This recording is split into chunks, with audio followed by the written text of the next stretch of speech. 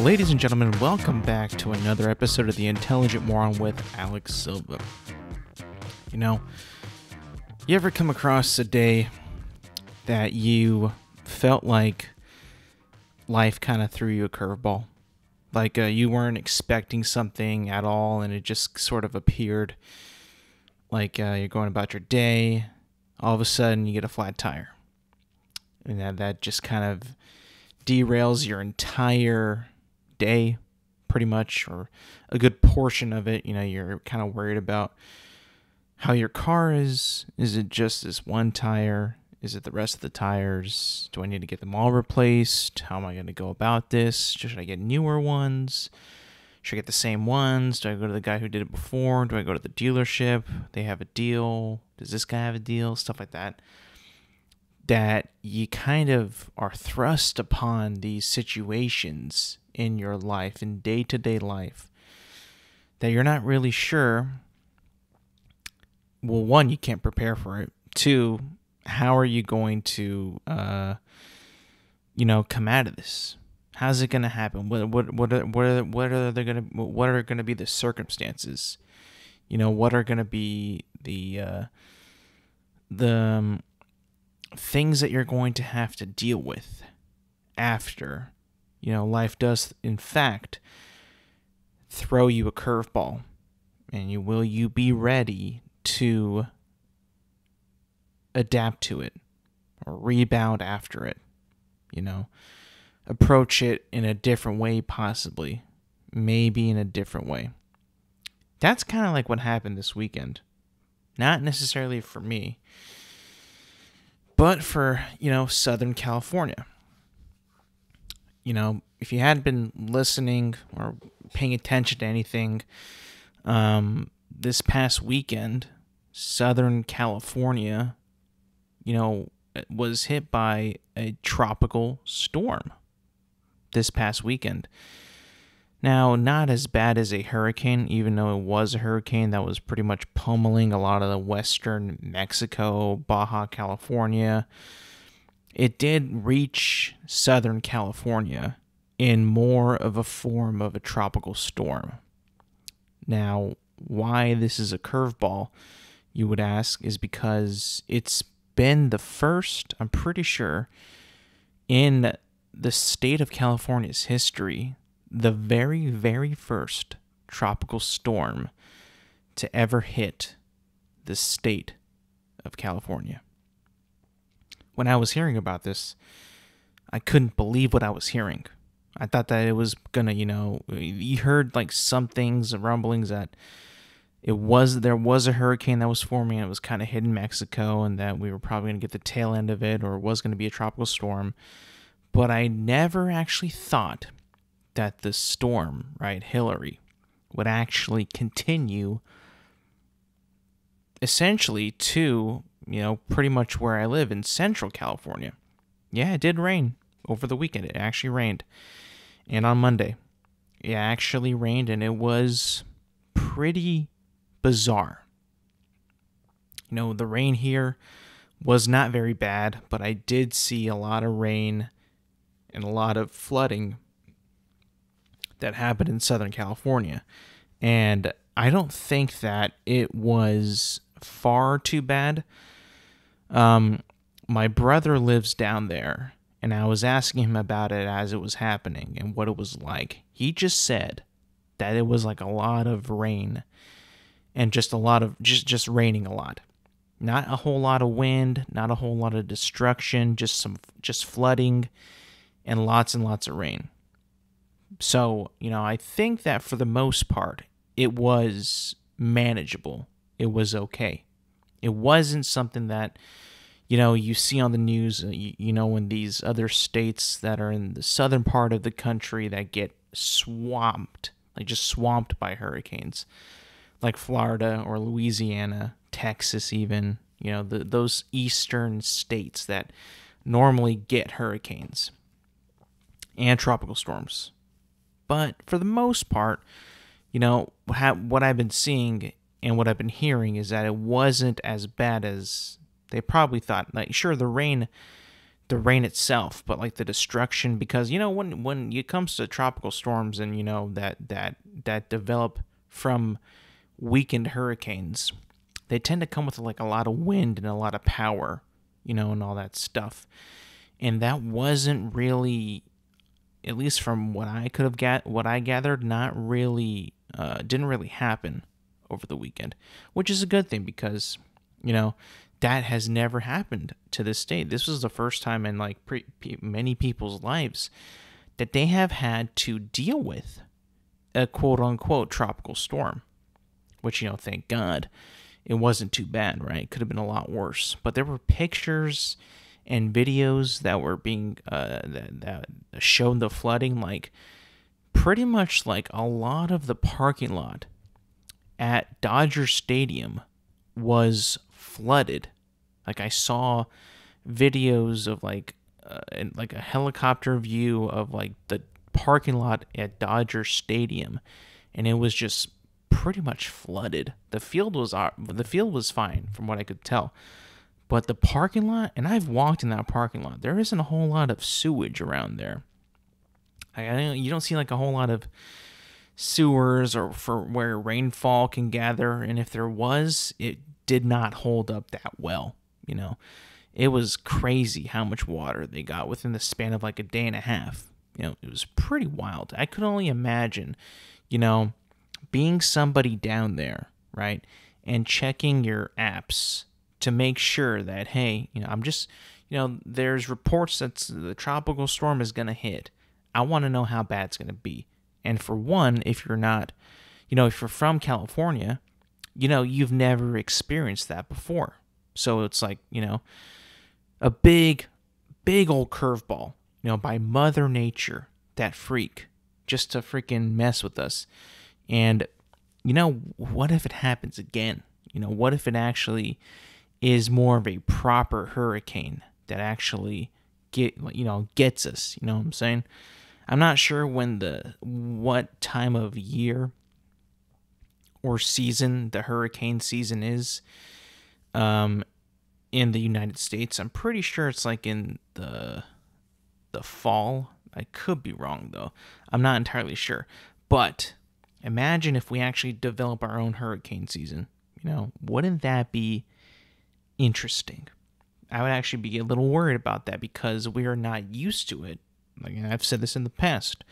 Our cities, our structures, our sewage, our water deposits are not properly, built to handle that much water that is resulted in a hurricane. It's just not what we're about. I saw that Death Valley, that they got like enough rain for the entire year within one day, or the amount that they would get in a year within one day from the tropical storm. Pretty crazy. Actually insane. And then to top it off, another curveball. While the tropical storm Hillary was hitting Southern California, also seems like the hurricane, something, I don't know what it was, the hurricane, tropical storm, Mother Nature, God, whatever it could be, something triggered for an earthquake to erupt in Southern California, a 5.0 earthquake. Now, I've never ever seen, well, because it's never happened in my lifetime, but I've never seen a hurricane in California. I've also never seen a hurricane happening and also an earthquake happening at the same exact time. Now, I've talk about a day, right? Talk about a day last weekend where both those things hit the state at the same time. Pretty crazy if you think about it. Something that you probably, could write up in the day after tomorrow and it would be rejected because it'd be like, okay, I know you're writing about extreme weather and natural disasters, but let's be real. A hurricane and an earthquake happening at the same exact time, I think it's a little unbelievable. Well, you know what? We now have it documented that a hurricane happened alongside an earthquake. Two of probably the biggest natural disasters that could ever happen in the history of our planet happened. And I'm pretty sure that the hurricane that was, happening was not the biggest hurricane that we've seen. I'm pretty sure that was like one of the more recent ones. I think it was like Hurricane Ida, maybe Hurricane Henry. I think it was recently happened, and it dethroned Hurricane Katrina that happened in 2006, I believe. But it might have been more recent, but I think it did hit Florida, and it was pretty crazy, But I mean, you look at this, and you're just probably thinking like, whew, seeing the damage that it caused, in Southern California, you're like, you know what, this was not very good, but I'm pretty sure it could have been a lot worse. We could have actually been hit by the actual hurricane and not just a tropical storm. I mean, thank God, right? Knock on wood. And if it becomes a normal thing, oof, that might be something that we need to rethink about where we're going to live in the future. What if the Pacific Ocean becomes too warm and it becomes more of a breeding ground for these hurricanes? Eventually you're going to probably get a hurricane happening alongside of an earthquake, maybe even more often. How is that going to pan out for some people? People are going to be leaving the state like crazy, like, oh no, I thought it was nice here, but now you got hurricanes. I'm out of here.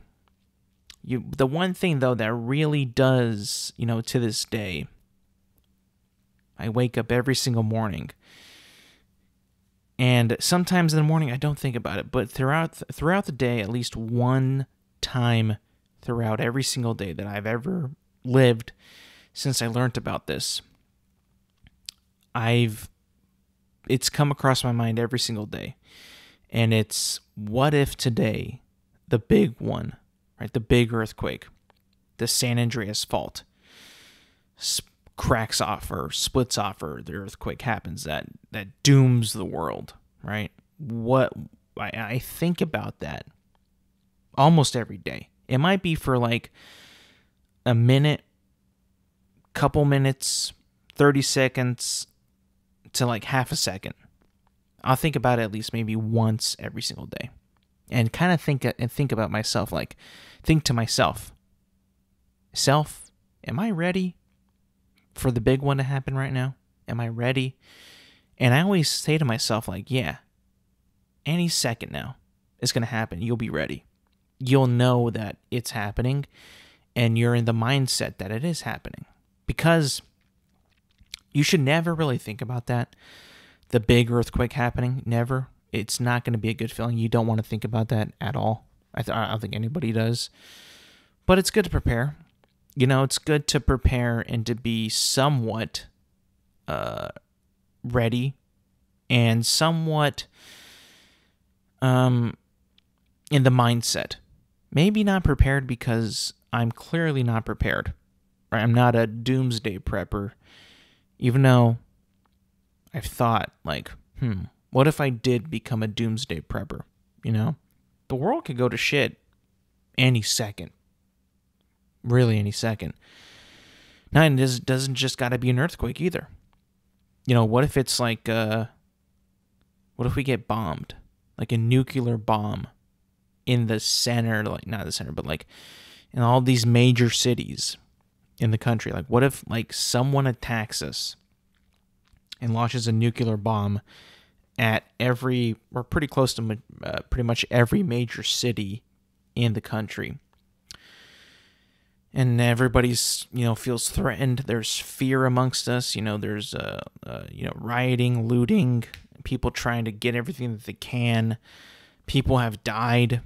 The fear of us being attacked, getting caught off guard, distrust of the government, like, why did we not prepare for this? Yada, yada, yada.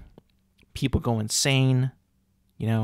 I'm pretty sure, like, at that point, if that does happen, the world as we know it, at least our country, and I'm pretty sure if that does happen, right, let's say that we do get bombed. Every single major city in America gets bombed, right? Every single one. We're going to fire back. Like, it's going to happen. we might just unleash hell and just scorch the earth at that point, because whoever did it, it's got to pay. And I'm pretty sure if we do pay that, we give them that payment, their other allies are going to retaliate and be like, no, F you, and bomb other people. It's probably inevitable if that actually does happen. Like, if our country gets super bombed, then the world might be over at that point, because they have, relationships with other countries, other people, other governments, stuff like that. And that one singular thing might just end the world, Instead of just like attacking us and then everybody else do nothing, we would unleash hell on the entire planet, or whoever did this to us, right? And then at that point, the world would be over. Like, society would crumble at that point. And, there'd be looting, like I said, people turning against each other, fighting for food, It wasn't my favorite show, but it was very cool to see how in the show The Last of Us, how they did depict the outbreak day and how the world pretty much fell within like 3 days, 2 or 3 days, was gone. Now, a nuclear attack probably would not end the world in 3 days, but it might end it within like a few months, maybe a year, depending on how long we take to strike back, if we even do strike back. Maybe we would. Maybe it would take within 3 days. Maybe we just say fuck it and blow the whole thing up. There is enough nuclear bombs on this planet, I think, and what I've heard, that can blow up the earth so many times over. Like, we have so many bombs, not just us, but the entire planet, that we can just blow up the world this many times over. And, it's scary to think about.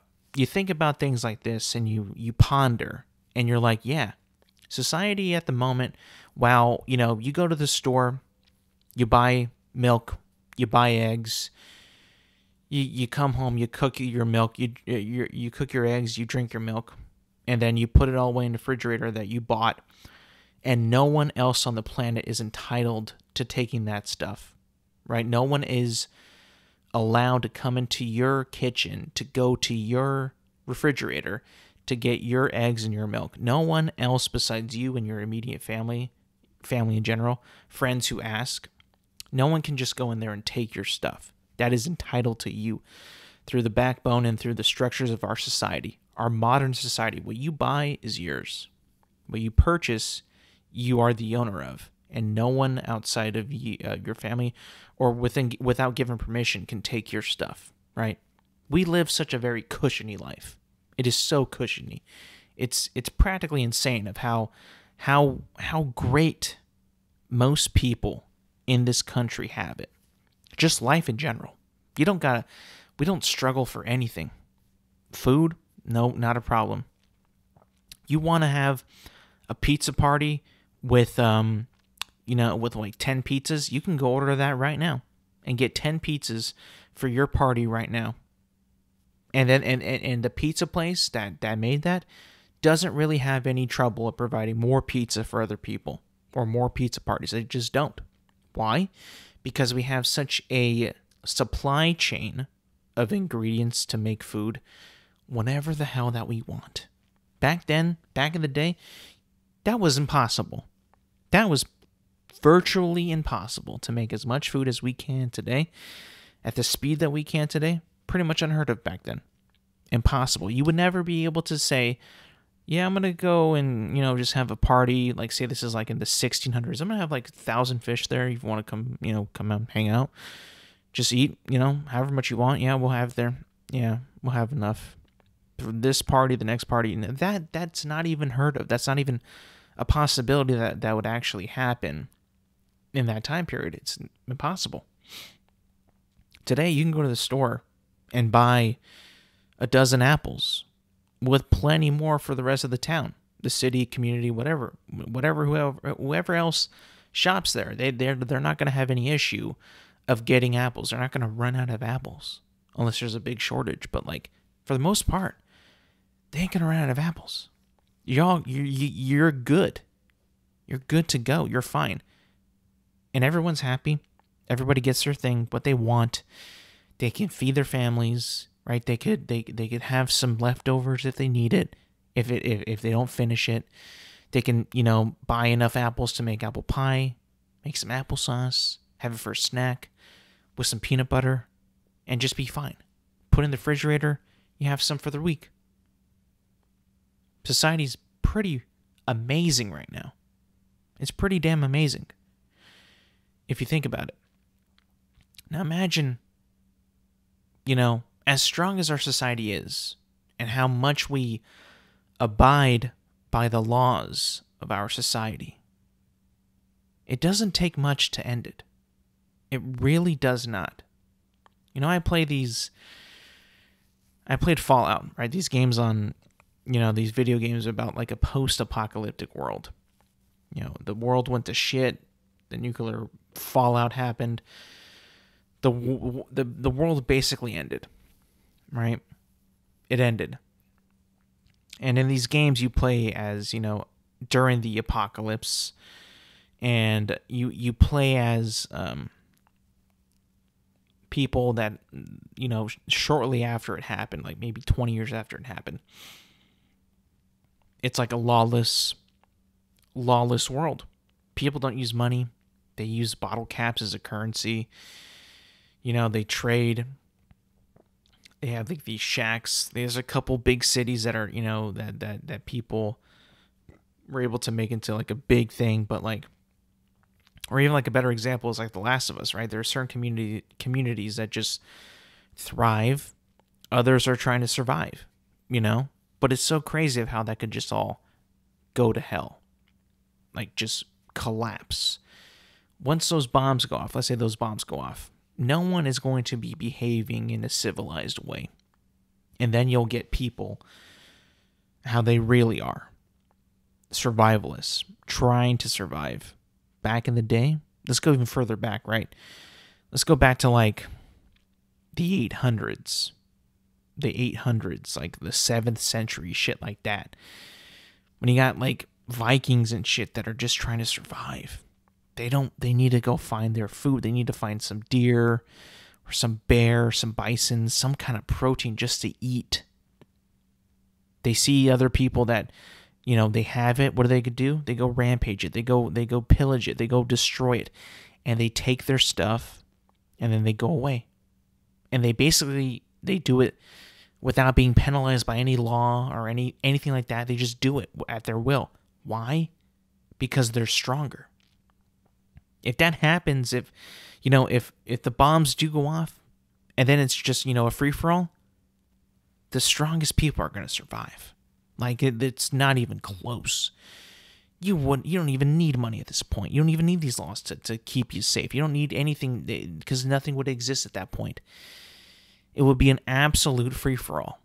And that, to me, the fragility of that, of society being that fragile, like, yes, it's strong, it's present right now, and it's great, but it could end all very quickly.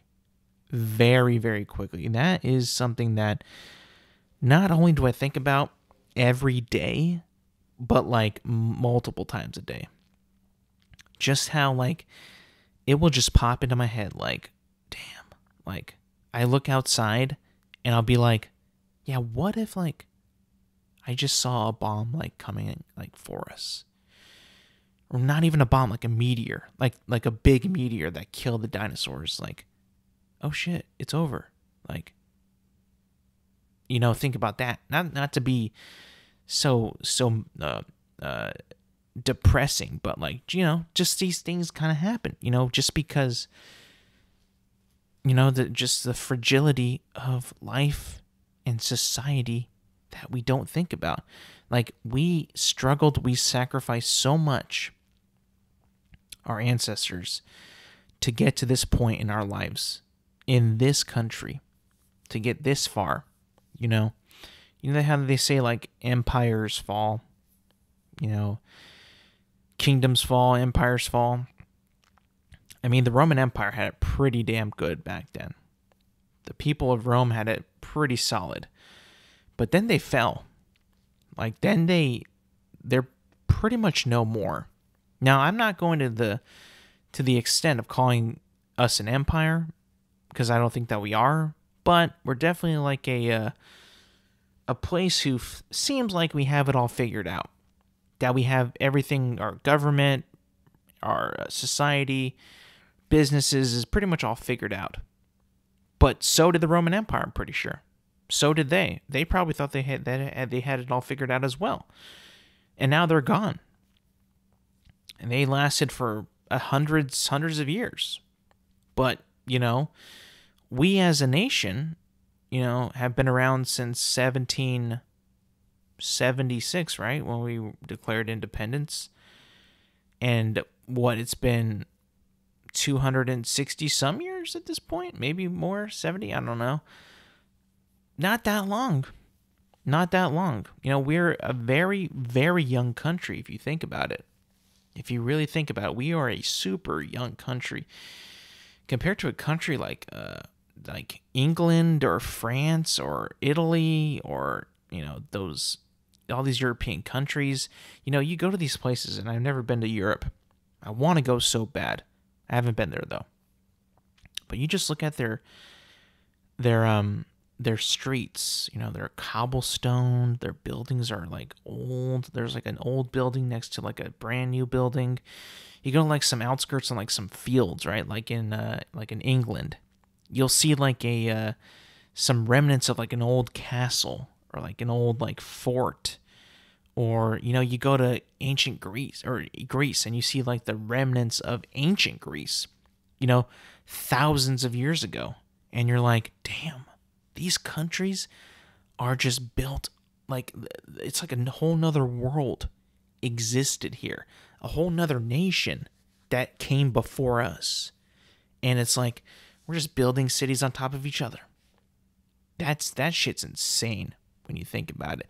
Like, it's almost like just too big to think about, but there was like a whole nother world in that city that you're in today. Thousands of years ago, it was completely different. Not here, but like in the ancient countries, or like you go to like Iraq or Iran, and that's pretty much like in the area where like I'm pretty sure Mesopotamia was the first like modern civilization that was there. I'm guessing this is all from history books when I was in high school, but I'm pretty sure Mesopotamia was one of the first like societies like ever discovered back then, thousands of years ago in the Iraq-Iran region of the world. And you're like, damn, we as a country are so young. It's incredible. Egypt. You go to Egypt, you see the pyramids of Giza, and then you see like a mainline city. A big, bustling, modern-day city right next to the pyramids of Giza. And you're like, holy shit. These are two colliding worlds at this point. And you're like, wow. I can't believe that they've lasted this long. Good on us, Good on us for not completely demolishing these old remnants of an ancient world that used to be our home. That humans back then would be their home, their homeland, their structures, their art, their things that how they live their life, their jobs, all that shit. Thank God we preserved a lot of that stuff. Thank God.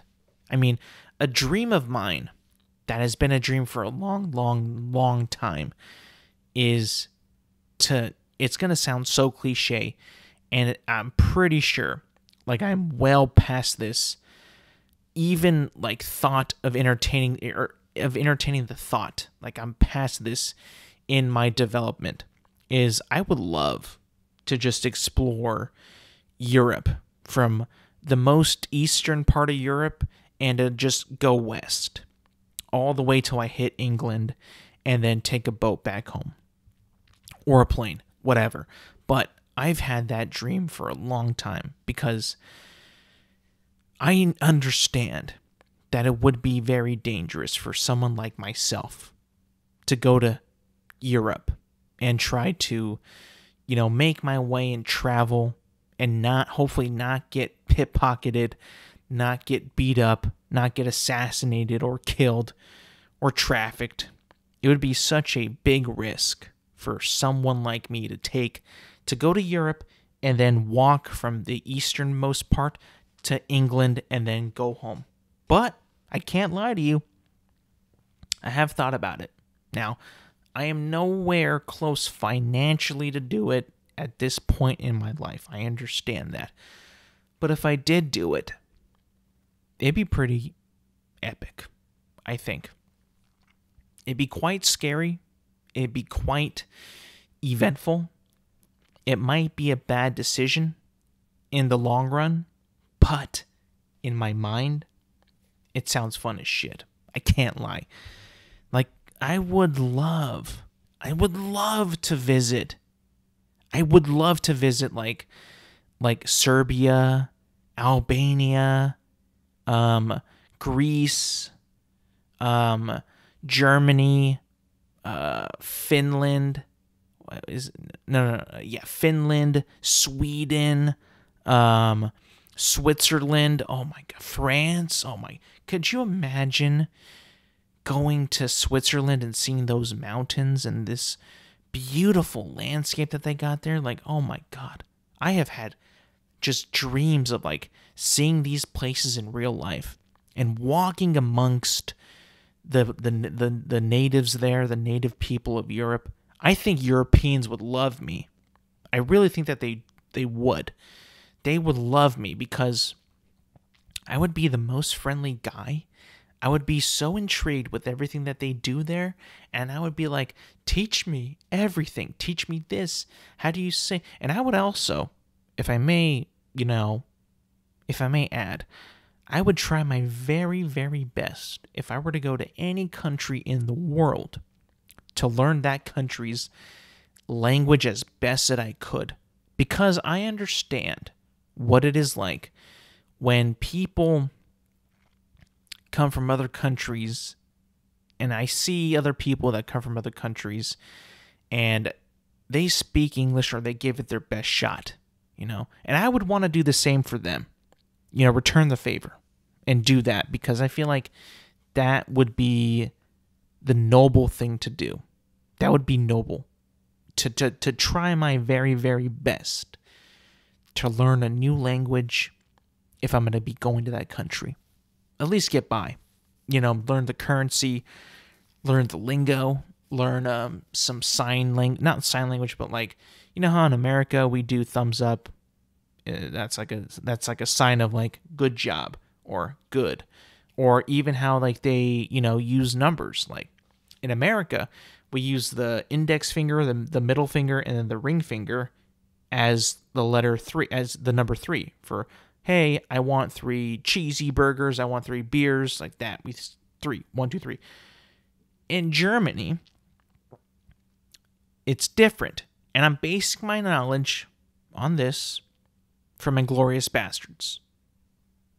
In that movie, they do the 3 with the middle finger, the ring finger, and the pinky, kind of like the AOK sign, They're like 3 this, 3 beers, Prost, all that stuff. But I would learn that the best that I possibly could in every country that I went to. Whether I would just use a book, or I would literally walk with my phone out using Google Translator or some type of translator app. Doesn't got to be Google, but anyone that would get me by if I didn't already, try my best to learn the language prior, But I would give it a shot. I would 100% give it a shot. And I'm telling you this now. The European people, Europeans would love me. They would. I guarantee you that. They would love me. I can just imagine, going to see the Swiss Alps, going to Italy, seeing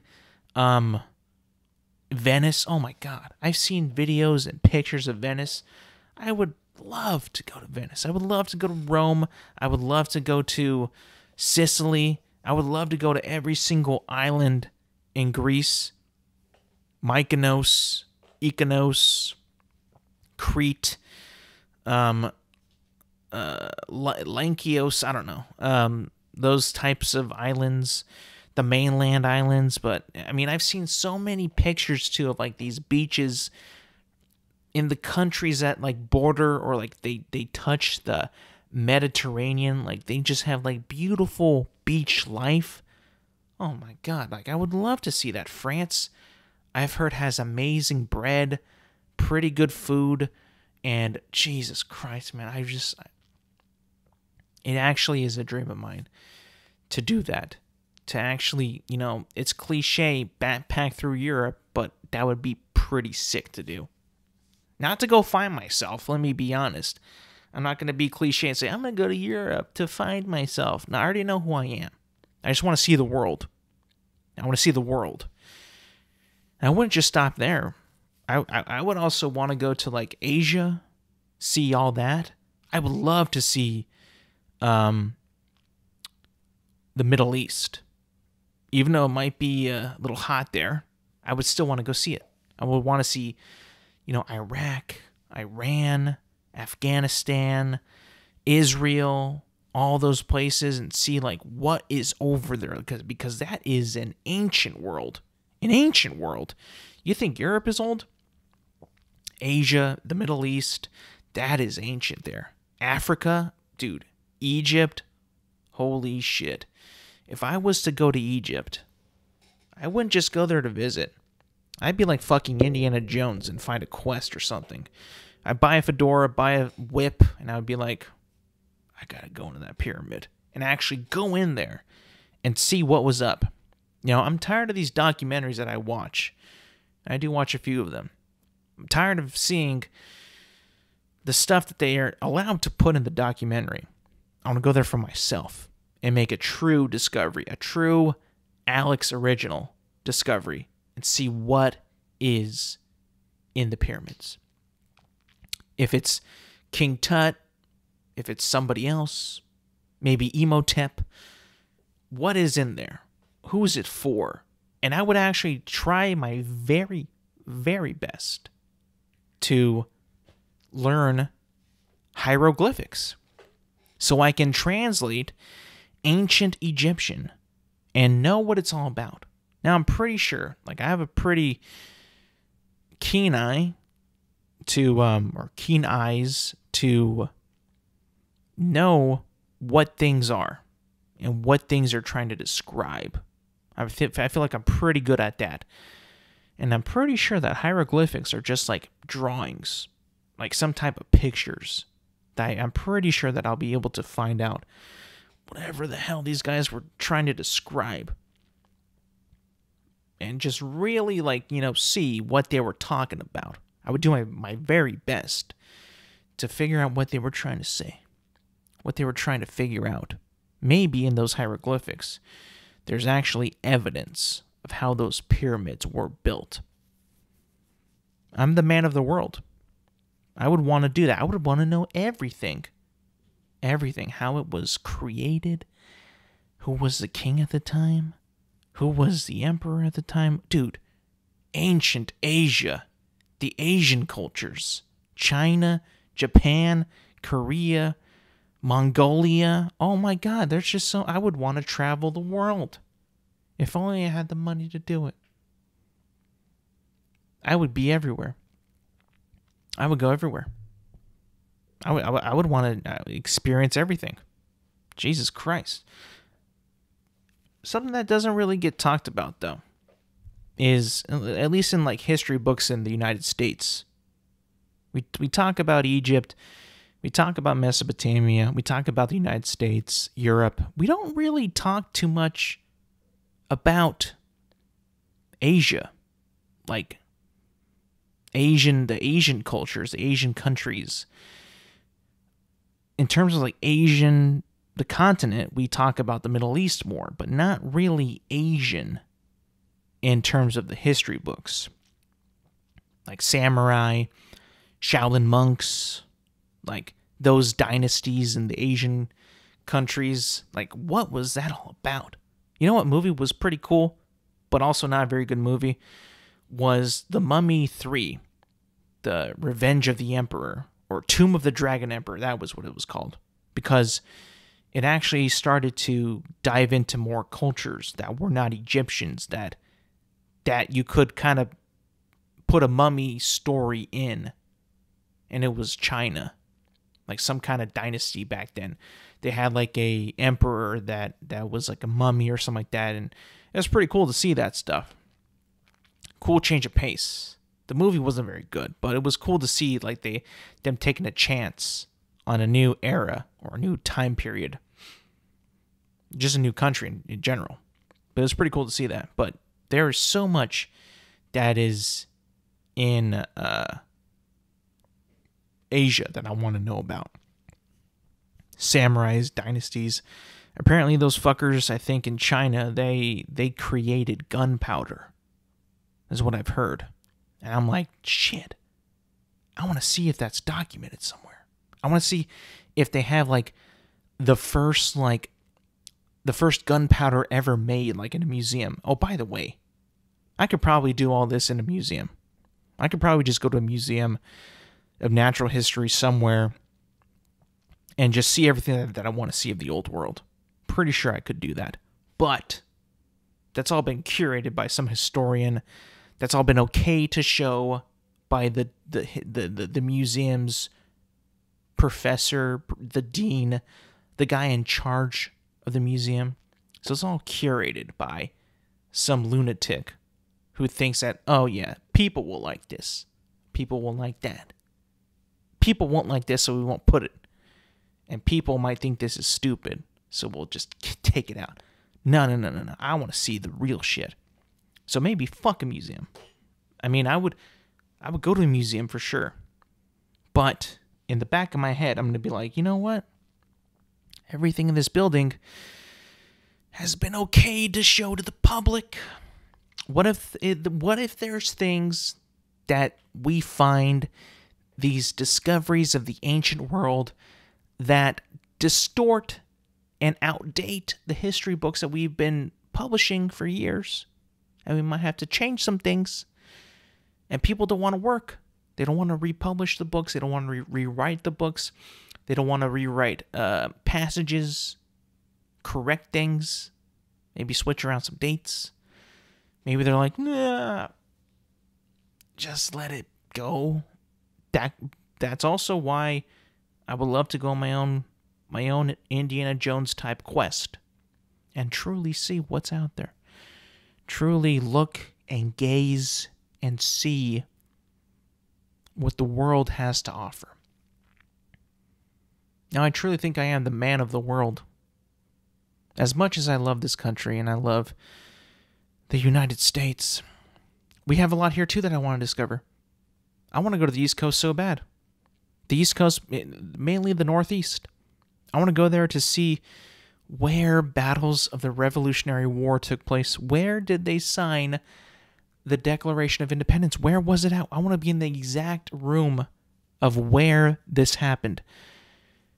Is there actually glasses, ancient glasses, spectacles that you put on your face to see better, that Ben Franklin crafted to see the back of the Declaration of Independence, where he hit a map to treasure, just like in National Treasure? Is any of that have any truth to it? Is there like special, not components, but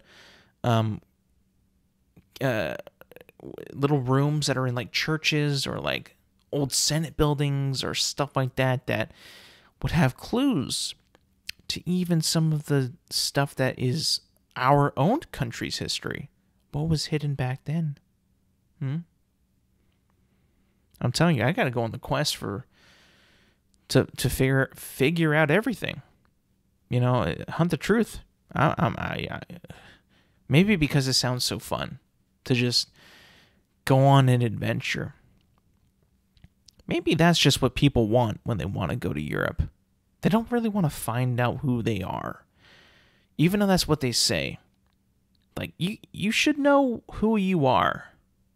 You should know who you are. Like, from the moment you have consciousness, you should know who you are. There's no, like, I gotta find myself. I don't know if I believe that. When people say that, I don't know if I actually believe that at all. I think people just want to go on an adventure and they want to do something different and see some new things. I don't think they want to find themselves at all. I think that whole line is complete, utter bullshit. When people say that, like, I want to find myself. No, you don't. You just want to go see shit. It's just a way to make it seem like it's all about yourself. That way you have a reason that sounds compelling enough that people will understand why you're going somewhere else. When in reality, it's just like, yeah, he just wants to go see fucking pyramids and shit, or a castle, or he wants to go, see foreign people, or know the way how their life works and how their country is. He knows who he is.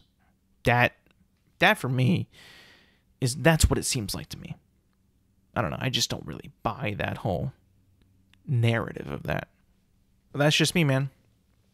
That's just me. I want to go see the world.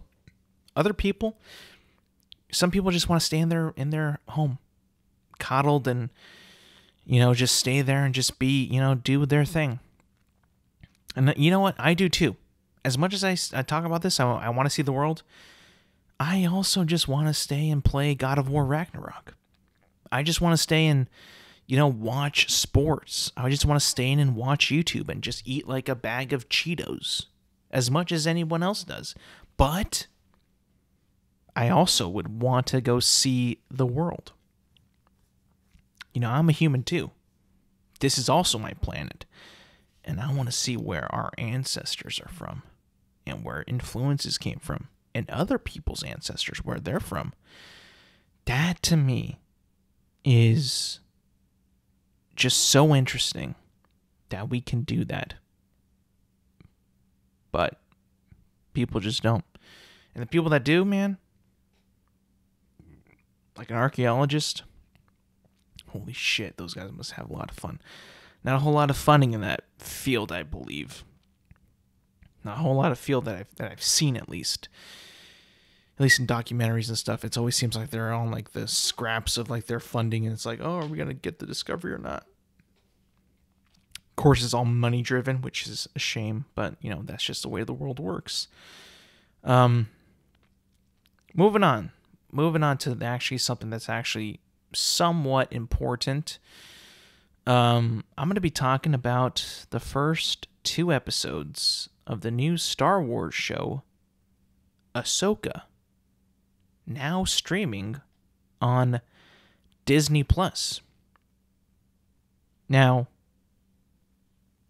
I don't think I've said like this a whole lot of times, but I'll say it now. Ahsoka has actually been a favorite character of mine for quite some time. And it's not like a character that I would probably go like pick like my favorite Star Wars character. Like, she probably is not in my top 8 characters that I think are the best characters of Star Wars, but she probably is going to be like number 10. Now, I don't have time to rate her right now, or even like know the order of the rating, but like ever since like mid seasons of the Clone Wars, like this is like back in when the Clone Wars was like relatively, at the point when I started to watch the Clone Wars, it had already concluded, air quotes concluded. It was back in like maybe 2014, 2013. And it already, I'm pretty sure it concluded like before that. But, friends were telling me about like to watch the Clone Wars. I'm like, that cartoon? Really? Okay. But I gave it a watch. It's actually a really, really, really, really good show. It has a lot of depth. It develops characters. So much more than I think that you can even say the prequel movies sometimes, even, because let's not forget, like the prequel movies follow, for the majority of the show, follow Anakin, Obi-Wan, Mace Windu, the Jedi Order, Ahsoka, right? You get a lot of development of the prequel era characters. And to be honest, like I said before, it does a lot more of a better job of developing certain characters than the movies do. For the most part, it's kind of crazy. And back then, it was being written and produced by George Lucas alongside Dave Filoni, who is now doing Ahsoka. But like I said, Ahsoka is for me, one of the better characters in Star Wars at the moment. One of the most, I would say, the most respected characters in Star Wars. Like if you've been through the early days with Ahsoka where you couldn't stand her, she was pretty much unbearable, to her growing into the loyal apprentice to Anakin Skywalker, in the later days of the Clone Wars, and even in Rebels when she was a part of the Rebel Alliance. Like the character of Ahsoka is so much more than just a character. That character of Ahsoka is almost like, dang, if I can make it a comparison, is almost like the alien woman type character. Ahsoka is pretty much almost like the Clone Wars era Luke Skywalker. If I can compare it, closely enough. Like, she's heroic, she's super nice, likable, always wants to do the best thing, eager to learn, high-spirited, respectful in every way, and gives respect, gets respect, and just really is beloved, I would say. Ahsoka is so actually beloved by so many fans out there. Even the most hateful people in Star Wars love Ahsoka. It's crazy. We can all get behind Ahsoka. People will be so divided on Rey, but they love, pretty much universally, people just love Ahsoka because she's just so respected. And we've had so many years to develop that character. From Clone Wars, Rebels, Mandalorian, Book of Boba Fett, and now even her own show. And I think that the fact that Dave Filoni is, I think, solely writing this Ahsoka show, and the fact that Rosario Dawson is actually perfect as the character, the way she goes about herself, the way she plays the character, how her movements and her line delivery and her actions and her just everything about her is just so on point to how Ahsoka is in the animation, that it's become a seamless transition from animation to live action. I feel like it's the same exact character. And that's got to go to just Rosario Dawson. She, people like to put spins on things. They like to put a different take on a character that's, already established and known. But with Ahsoka, Rosario Dawson's yeah, I like the character for how she was. And I'm going to play her the way that she is. And whenever I see her on screen, it's dang, they did a great job with Ahsoka here. A really good job. Her just being very knowledgeable, patient. She is just great in the show and in whatever she's been in. And now we're at the point where this is her own show, right? Ahsoka is, her own show. She's no longer being a cameo, side character. This is her own show now. So going into this, of course, I was pretty skeptical. I think that we've had a couple recent Star Wars TV show bombs in the past year and a half. We had Obi-Wan, which was beyond disappointing for me, tragically disappointing for me. There's no way in hell that show should have been as disappointing as it was, but it was. I don't want to be the one to say that, but it's true. It's a disappointing show. Yeah, you had Ewan McGregor in it, and they still couldn't make a good show. very, very disappointing. I actually hate saying that because I wanted that show to be incredible, and it should have been, but it wasn't. Then we had Andor, which I thought was pretty awesome. Just a really good show. Nothing bad about that one, in my opinion. And we had Mandalorian Season 3, which to me was also pretty disappointing. A little bit of a waste of time. Don't really know where they're going to go with this character in Din Djarin.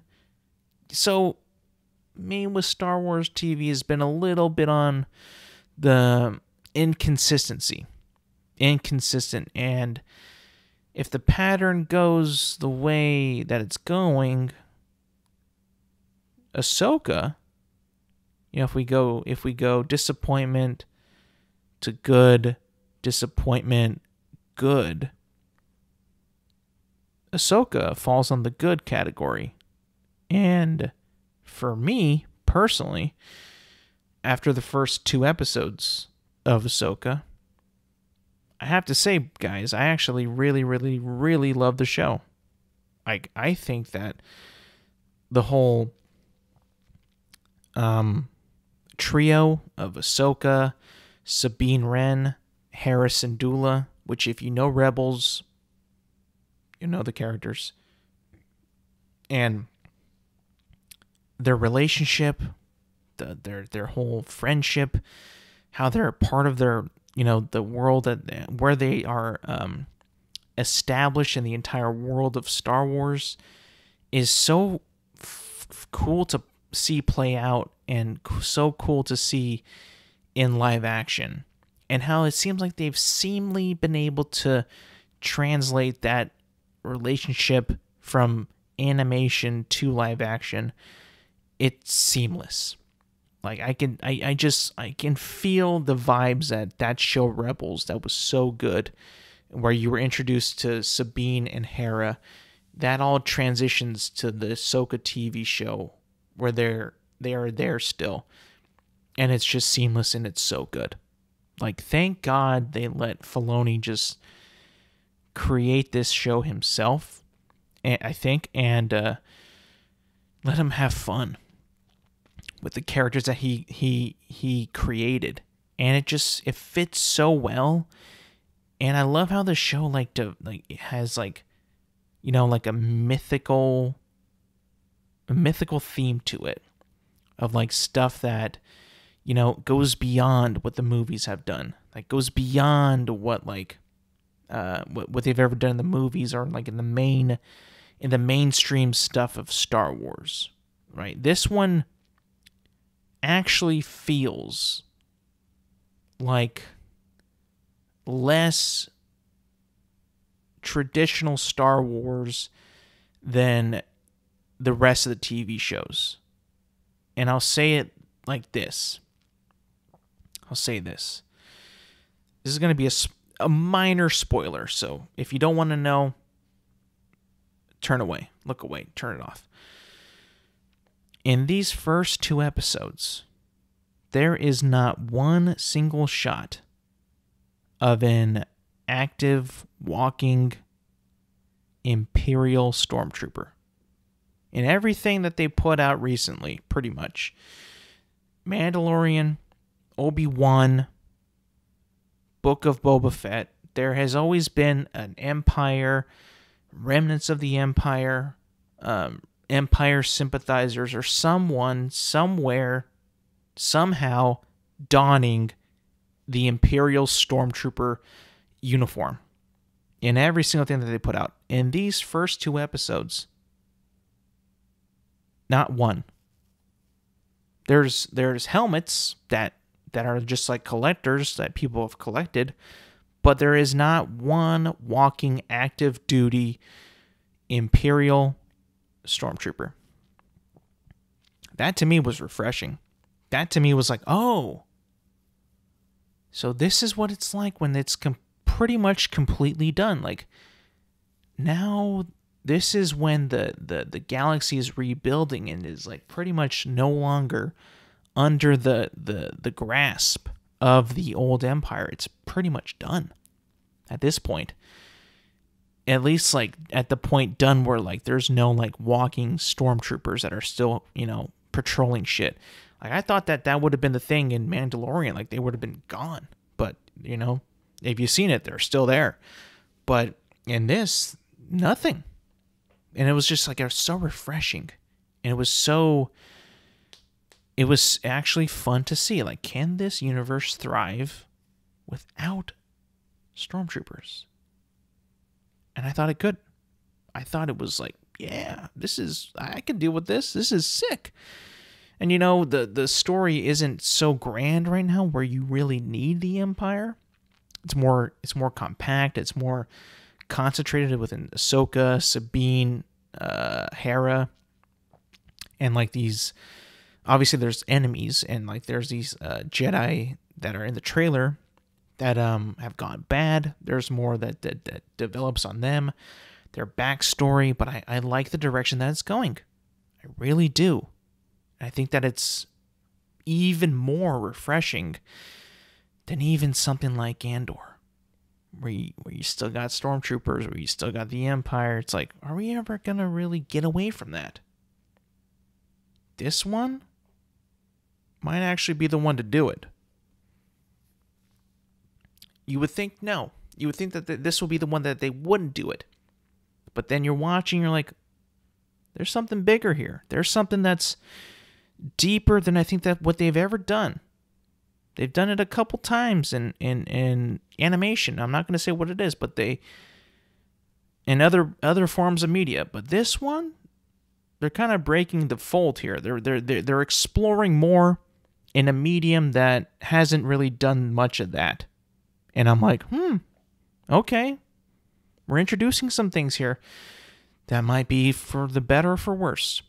But I'll be here for the ride because so far I really, really like the show. A lot. So, sounds good, looking good. I can't wait for the next episode. I'll be there for it.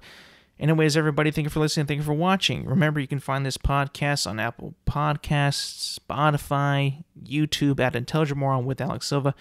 New episodes drop every Thursday morning. Make sure to like, comment, rate, subscribe, do all that good stuff. And yes, thank you for listening. Thank you for watching. And I will see you guys next week.